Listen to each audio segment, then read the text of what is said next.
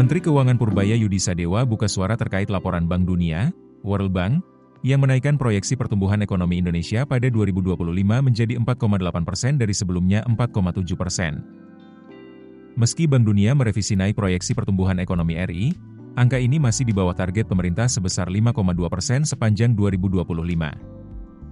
Purbaya mengakui, pertumbuhan ekonomi hingga kuartal 3 2025 masih akan melambat. Namun, mulai kuartal 4 2025, pertumbuhan ekonomi akan kembali pulih seiring dengan sederet kebijakan yang dilakukan pemerintah pada kuartal 3 dan 4 ini. Dia memperkirakan, ekonomi akan tumbuh pesat hingga 5,5% pada kuartal 4 2025, sehingga dapat menambal pelambatan ekonomi di semester pertama 2025 yang hanya terrealisasi 4,99%.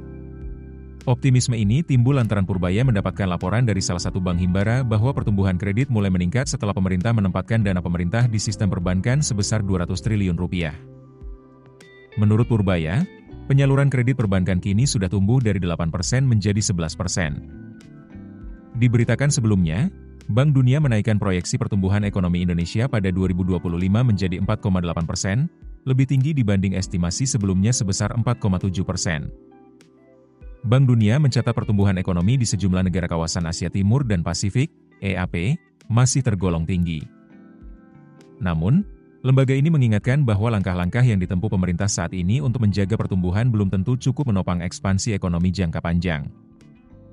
Bank Dunia menyoroti laju pertumbuhan tahunan di Cina dan Indonesia yang berada di kisaran 5%. Angka ini disebut melampaui potensi pertumbuhan alami, sebagian besar berkat dukungan pemerintah melalui subsidi dan investasi negara. Bank Dunia menekankan bahwa Indonesia dan Cina perlu memperdalam reformasi ekonomi untuk menjaga momentum pertumbuhan.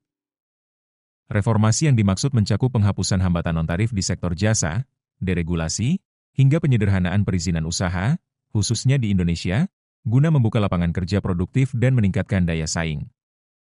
Download aplikasi Kontan sekarang di App Store atau Play Store. Keputusan bisnis terbaik datang dari data, bukan tebakan. Mudah berlangganan Business Insight dengan subscribe with Google.